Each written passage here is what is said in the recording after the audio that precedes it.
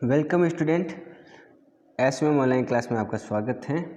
और बात करेंगे आज हम इस वीडियो में क्लास 12th के ज्योग्राफी सब्जेक्ट की।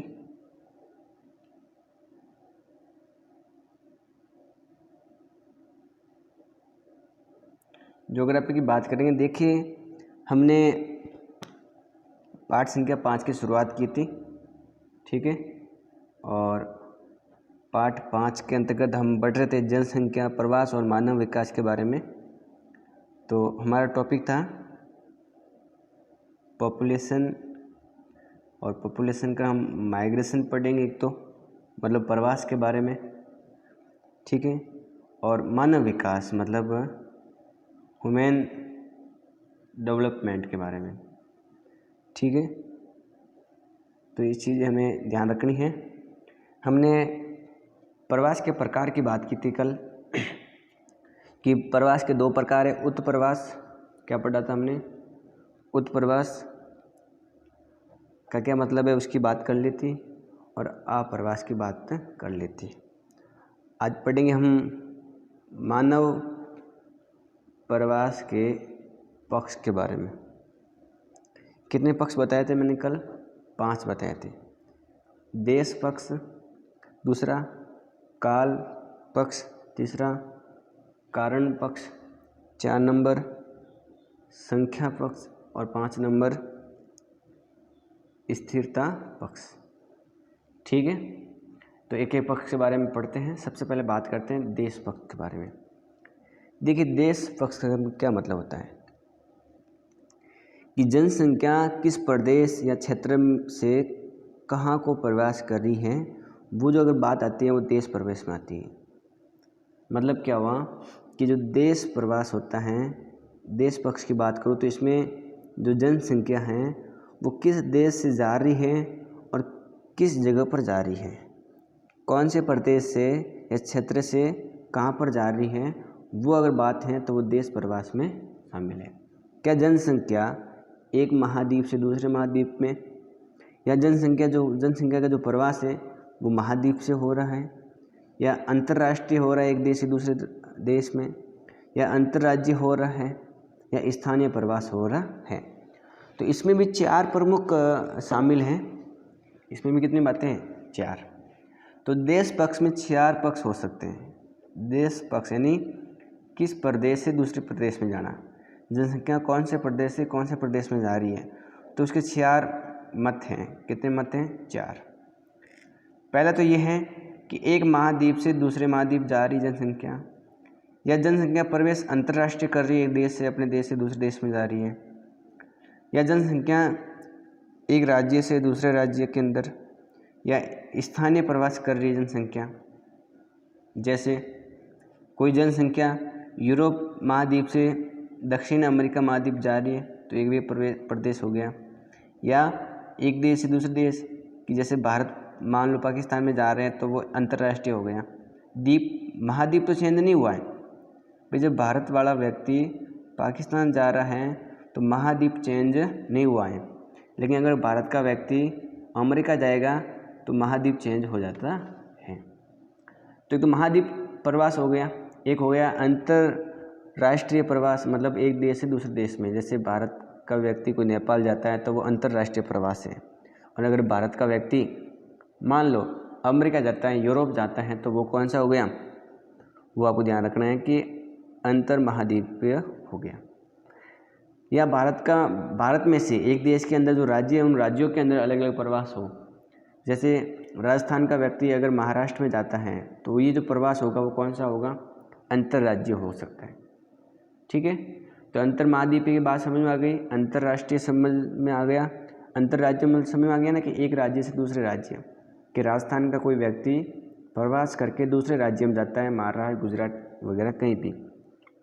या स्थानीय प्रवास भी हो सकता है कि भाई एक राज्य है, उस एक राज्य में एक ज़िले से दूसरे ज़िले में जा रहा है, एक गांव से दूसरे गांव में प्रवास करता है, तो वो स्थानीय प्रवास हो जाता है। तो देश पक्ष में आपको क्या ध्यान रखना है कि इसके अंतर्गत किस प्रदेश से जनसंख्या कौन से प्रदेश में प्रवास करती है। अगर इस प्रकार की बात आपके सामने आए तो आप ध्यान रख सकते हो कि वो देश पक्ष के अंतर्गत शामिल है। सिंपल सी बात समझ में आ गई। हम आगे पढ़ते हैं काल पक्ष। तो काल पक्ष की बात करते हैं। 2 नंबर हमारा जो पक्ष है वो है काल पक्ष। तो काल पक्ष का मतलब क्या होता है कि जो प्रवास हो रहा है वो कितनी अवधि तक, समय काल यानी समय मान लो आप, तो जो प्रवास लोगों का हो रहा है वो किसी स्थान से दूसरे स्थान पर जो लोग जा रहे हैं वो किस अवधि तक जा रहे हैं। उसमें भी अगर हम देखें तो 3 प्रकार हो सकते हैं। कौन कौन सा हो सकता है कि जो प्रवास एक तो दीर्घकालिक हो, किस प्रकार का हो, दीर्घकालीन प्रवास हो सकता है कि भाई लोग गए हैं बहुत लंबे समय तक, या सामयिक प्रवास हो सकता है कि भाई थोड़े समय के लिए या समय के अकॉर्डिंग, भाई सर्दी है तभी लोग प्रवास कर रहे हैं, गर्मियों में वापस आ जाते हैं, जब सर्दी आती है चले जाते हैं, गर्मियों में वापस आ जाते हैं, या जब गर्मी आई तो आ गए या चले गए। मतलब जो समय के अकॉर्डिंग प्रवास हो वो सामयिक प्रवास हो गया, या एक लंबा प्रवास हो कि काफ़ी साल से रह रहे 10 साल से वो प्रवास हो गया दीर्घकालीन प्रवास। एक होता है दैनिक प्रवास। दैनिक प्रवास का मतलब ये हुआ कि दिन में आना फिर शाम को वापस घर आ जाना। जैसे लोग अक्सर मजदूर होते हैं वो शाम को शहर में जाते हैं वापस घर आ जाते हैं गांव में, तो उनका जो प्रवास है वो कौन सा है, दैनिक प्रवास है। ठीक है। तो जैसे मजदूर हैं वो दिन में सुबह शहर जाते हैं और दिन भर काम करके वापस घर आ जाते हैं, तो वो दैनिक प्रवास है। सामयिक प्रवास कि भाई जैसे ही सर्दियाँ आई लोग जम्मू कश्मीर से राजस्थान में आ गए, जो जम्मू कश्मीर राजस्थान के लोग रह रहते हैं, जैसी सर्दी आई राजस्थान में प्रवेश कर लिया, राजस्थान में जैसे गर्मी आई जम्मू कश्मीर चले गए, 4 महीने वहाँ 5 महीने वहाँ बिताए वापस आ गए। तो समय के अकॉर्डिंग वो जब प्रवास करे वो सामयिक प्रवास। और दीर्घकालीन कि भाई महाराष्ट्र में 10 साल से रह रहे हैं, गर्मी हो या सर्दी हो, तो वो उनका जो प्रवास है वो दीर्घकालीन प्रवास है। इस प्रकार की बातें हैं वो काल पक्ष में शामिल है। तीसरा जो मानव प्रवास का जो पक्ष है वो है कारण पक्ष। कौन सा, कारण पक्ष। ठीक है। अगर बात करें कारण पक्ष की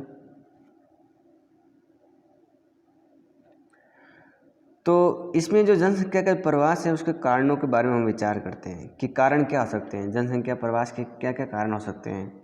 भौतिक कारण हो सकता है, आर्थिक कारण हो सकता है, सामाजिक कारण हो सकता है, सांस्कृतिक कारण हो सकता है, या राजनीतिक कारण हो सकता है कि भाई किसी जिस स्थान पर रह रहे हैं वहाँ सुविधाएं नहीं है, भौतिक सुविधाएं, कोई चीज़ मिलती नहीं है, बाजार मार्केट नहीं है, तो वो हो गया भौतिक। वहाँ पर कोई रोज़गार के साधन नहीं है, जिस स्थान पर रह रहे हैं तो रोज़गार के लिए पैसे कमाने के लिए एक स्थान से दूसरे स्थान पर जा रहे हैं। ठीक है। जैसे स्कूल के लिए, शिक्षा के लिए जा सकते हैं। सामाजिक बात करें, जिस जगह रह रहे हैं वहाँ सामाजिक कंडीशन ठीक नहीं है, समाज में लड़ाइयाँ होती हैं, वहाँ जिस स्थान पर रह रहे हैं वहाँ आपकी संस्कृति नहीं हो रही, आपके नए नियम बना दिए हैं तो आपकी संस्कृति नहीं बच रही है इसलिए चले गए।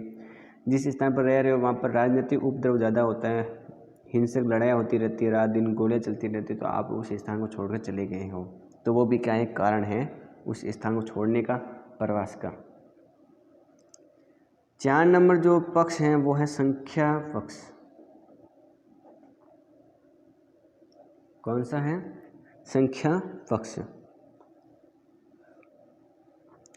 अब देखो संख्या पक्ष का मतलब क्या होता है कि प्रवास के संख्या पक्ष में इस बात को हम विचार करते हैं अक्सर कि किसी देश से बाहर जाने वालों की जो संख्या है, जो प्रवासित हैं या जो उत्प्रवासी जनता है, और बाहरी देशों से आने वाली जो अप्रवासी जनता है उनकी कितनी संख्या है।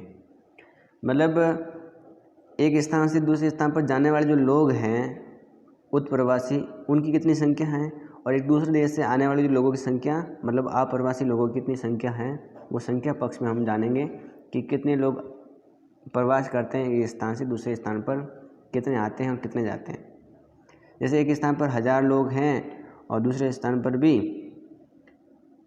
1000 लोग हैं, यहाँ 500 लोग इधर चले गए और 500 लोग इधर आ गए, प्रवास तो हुआ है, लेकिन संख्या की बात करें 500 आए मतलब उत्प्रवासी, 500 गए मतलब उत्प्रवासी, और 500 लोग आए मतलब अप्रवासी हो गया।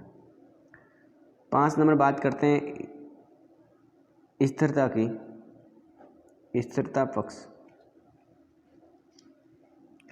इसमें क्या है कि ऐसे प्रवास जिनमें हम प्रवासी जनता नए देशों में जाकर स्थायी प्रकार से बच जाती हैं। लोग एक स्थान से दूसरे स्थान पर जाकर स्थायी रूप से वहीं रहना शुरू कर देते हैं। तो ध्यान रखना है कि वो स्थायी पक्ष के अंतर्गत शामिल होगा। जैसे अमेरिका हो या दक्षिण ऑस्ट्रेलिया हो, अफ्रीका हो आदि में जो यूरोपीय लोग हैं वो स्थायी रूप से रहने शुरू कर देते हैं। तो स्थिरता पक्ष के बारे में कि लोग स्थायी रह रहे हैं, अस्थायी रूप से रह रहे हैं। तो ये सारे आपको ध्यान रखने हैं कि मानव प्रवास के कितने पक्ष हैं, तो आप ध्यान करेंगे। अब बात करते हैं स्थानांतरण के प्रकार। हेडिंग है हमारी स्थानांतरण के प्रकार। अगर बात करें कि प्रवास मुख्यतः एक देश या एक महाद्वीप से दूसरे देश या एक ही देश के विभिन्न देशों क्षेत्रों में हो, इस आधार पर हम दो भागों में विभाजित कर सकते हैं, अंतर्राष्ट्रीय या अंतर्देशीय।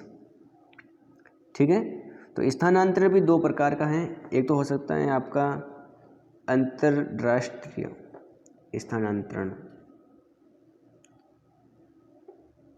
ठीक है, कि एक देश से दूसरे देश चले गए हैं। दूसरा कौन सा हो सकता है कि अंतर्देशीय, देश के अंदर अंदर ही अंतर्देशीय स्थानांतरण। सबसे पहले बात करते हैं हम अंतर्राष्ट्रीय स्थानांतरण की। किसकी बात करेंगे? अंतर्राष्ट्रीय स्थानांतरण। अंतर्राष्ट्रीय स्थानांतरण है वो एक महाद्वीप से दूसरे महाद्वीप में या एक देश से दूसरे देश में होता है। ठीक है, तो अंतर्राष्ट्रीय प्रवास में आपको ध्यान रखना है कि इस प्रवास के अंदर एक महाद्वीप से जो प्रवास है वो दूसरे महाद्वीप के अंदर या एक देश से प्रवास दूसरे देश में अगर होता है तो वो अंतर्राष्ट्रीय स्थानांतरण या प्रवास कहलाता है। तो अंतर्राष्ट्रीय प्रवास किससे कहते हैं? अंतर्राष्ट्रीय प्रवास की परिभाषा क्या हो सकती है? तो ऐसा प्रवास जिसमें एक महाद्वीप से दूसरे महाद्वीप में प्रवास हो या एक देश से दूसरे देश में प्रवास होता है, वो अंतर्राष्ट्रीय, यानी एक राष्ट्र दूसरे राष्ट्र में, एक महाद्वीप से दूसरे महाद्वीप में अगर लोग जाते हैं तो ध्यान रखना है कि वो कौन सा होता है, वो होता है आपका अंतर्राष्ट्रीय स्थानांतरण या प्रवास। ठीक है, ये बात आप याद करेंगे। लोगों का जो अंतर्राष्ट्रीय स्तर पर जो स्थानांतरण है वो अधिकतर लोग स्थानांतरण होते हैं, प्रवास होते हैं, उसके कारण बहुत सारे होते हैं। तो अधिकतर आपको ध्यान रखना है कि अंतर्राष्ट्रीय जो प्रवास हैं वो आर्थिक वजह से होता है, तो एक सामाजिक वजह से भी होता है, एक राजनीतिक कारणों की वजह से होता है, एक धार्मिक कारणों की वजह से होता है। 4 कारण हैं। कितने कारण हैं? 4 कारण हैं इस अंतर्राष्ट्रीय प्रवास के। इसमें सांस्कृतिक नहीं आया है, ठीक है, आर्थिक आया है, सामाजिक आया है, राजनीतिक आया और धार्मिक आया है। ये कारण हो सकते हैं एक स्थान से दूसरे स्थान पर प्रवास करने के। ठीक है, अगर हम देखें तो प्राचीन काल से वर्तमान काल तक मनुष्य किसी न किसी कारण से प्रभावित होकर स्थानांतरण करता है। किसी इंसान का एक स्थान को छोड़ करके दूसरे स्थान पर जाने की वजह क्या हो सकती है? कोई न कोई तो वजह रहती है, नहीं तो बिना कारण से कोई व्यक्ति एक स्थान को छोड़ता नहीं है, दूसरे स्थान पर जाता नहीं है। एक इंसान यहाँ रह रहा है, किसी कारण से दूसरे स्थान पर जाएगा, नहीं तो ये इंसान यहाँ पर रह रहा है, इसको कोई दिक्कत नहीं है, तो फिर वो ये क्यों जगह छोड़ेगा। अब एक स्थान से दूसरे स्थान पर जो जाने का जो कारण है, तो आर्थिक कारण हो सकता है, सामाजिक हो सकता है, राजनीतिक कारण हो सकता है, धार्मिक। आर्थिक की बात करें तो पैसे कमाने के लिए, धन संपदा के लिए। सामाजिक की बात करें तो जिस जगह पर रह रहा है उसकी सामाजिक प्रतिष्ठा नहीं है, समाज के अंदर सही ढंग से नहीं है, तालमेल नहीं है समाज में। राजनीतिक कारण हो सकता है जिस स्थान पर जो पहले से रह रहा है वहाँ पर राजनीतिक आंदोलन, उपद्रव वगैरह, काफ़ी लड़ाई वगैरह होती हैं, मतलब राजनीतिक लोगों का दबदबा है वहाँ पर, काफ़ी सिस्टम खराब है। और धार्मिक कि जिस जगह पर ये आदमी रह रहा है वहाँ उसको, उस धर्म वाले व्यक्ति को, जिस व्यक्ति का धर्म है, उस धर्म को वहाँ पर बढ़ावा नहीं मिल रहा है, उसकी आलोचना हो रही है, उसको काफ़ी सुनना पड़ रहा है, उस जगह जिस जगह पर ये रह रहे हैं उसके आसपास में सब दूसरे धर्म के व्यक्ति हैं, तो अक्सर ये जो व्यक्ति हैं वो धार्मिक वजह से भी अपने स्थान को छोड़ देता है। ठीक है। और ये इस स्थान को छोड़ने का या किसी स्थान पर जाने का जो कारण होता है वो काफ़ी समय देखा जा सकता है कि वो कोई कोई रीज़न होता है। चलो अगली बात ये आपको समझ में आ गया होगा कि वर्तमान समय में कौन कौन सा हो सकता है। अगर मैं आपको बताऊं वर्तमान समय में जो प्रवास है वो विशेषकर रोज़गार प्राप्ति के लिए ज़्यादा होता है। किसके लिए? रोज़गार प्राप्ति के लिए स्थानांतरण आजकल काफ़ी समय से ज़्यादा समय से हो रहा है, ये ध्यान रखना है आपको।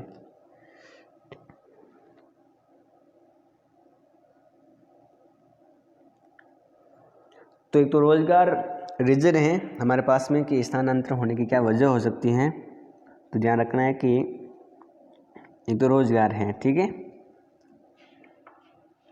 अब बात करते हैं अपन विश्व के प्रमुख अंतर्राष्ट्रीय स्थानांतरण कहाँ कहाँ होते हैं, अधिकतर लोग किस स्थान पर जाते हैं उसकी बात करते हैं।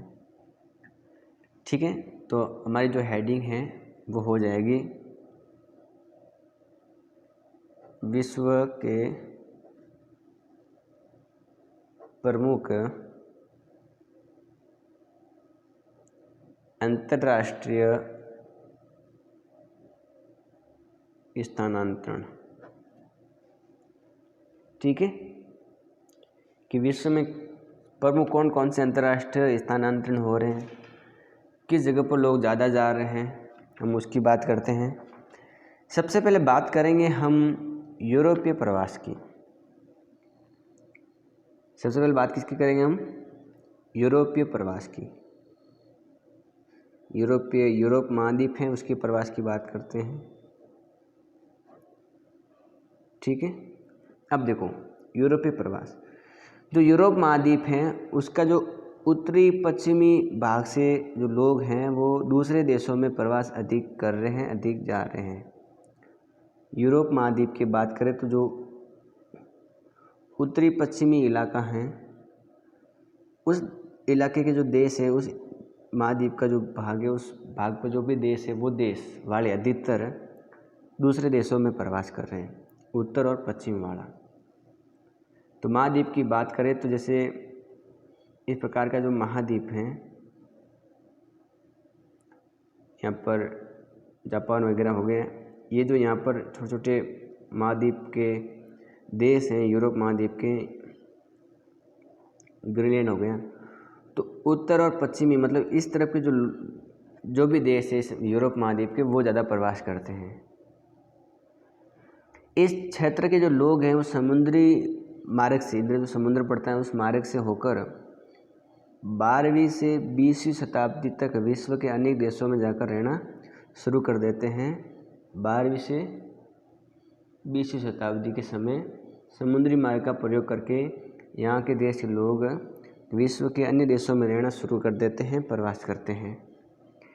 जो यूरोप है अगर बात करें तो यूरोप महाद्वीप में संसाधनों की कमी है। जो यूरोप महाद्वीप है वहाँ पर किसकी कमी है? संसाधनों की क्या है? कमी है। और जीवन स्तर के गिरने के कारण यहाँ से जो लोग हैं वो अन्य देश की ओर प्रवास करते हैं। संसाधन कम में तो जीवन स्तर उनका कम हो रहा है, इस वजह से वो एक स्थान से दूसरे स्थान पर अन्य देशों में प्रवास कर रहे हैं। अगर यूरोप के पश्चिम भाग में हम देखें समुद्री तट पर जो अलग अलग देश स्थित हैं, जैसे इंग्लैंड देश है एक तो, ठीक है, इंग्लैंड है, फ्रांस है, जर्मनी है, सब समुद्री तट पर इधर यूरोप महाद्वीप के देश हैं। इंग्लैंड, फ्रांस, जर्मनी, पुर्तगाली, स्पेन, नीदरलैंड, ये जो देश हैं ये समुद्री रास्तों का प्रयोग करके, यहाँ के लोग समुद्री रास्तों का प्रयोग करके आपको बता दें कि अलग अलग महाद्वीपों में जा रहे हैं। और 12वीं शताब्दी से 20वीं शताब्दी काफ़ी इन्होंने प्रवास किया है। ये अलग अलग अगर महाद्वीपों की बात करें तो अफ्रीका महाद्वीपों में, ठीक है, एक तो वहाँ जा रहे हैं। एशिया जो महाद्वीप है एक तो वहाँ जा रहे हैं। अमेरिकी महाद्वीप के अंदर भी लोग जाते हैं, तो एशिया हो या अफ्रीका हो या अमेरिकी जो महाद्वीप हैं उन क्षेत्रों के अंदर भी लोग जा रहे हैं, वहाँ पर प्रवास कर रहे हैं। तो अपनी उच्च तकनीकी के उपयोग से वहाँ जाकर इन लोगों ने संसाधनों का अति तीव्र गति से दोहन किया है, ये जो लोग हैं वो इस स्थान पर जाकर जैसे अफ्रीका महाद्वीप में गए हो या एशिया महाद्वीप में गए हो या अमेरिका महाद्वीप में गए हैं, वहाँ जितने भी संसाधन थे उनका उपयोग उन्होंने करना शुरू कर दिया है, तीव्र गति से वो दोहन किया उन्होंने।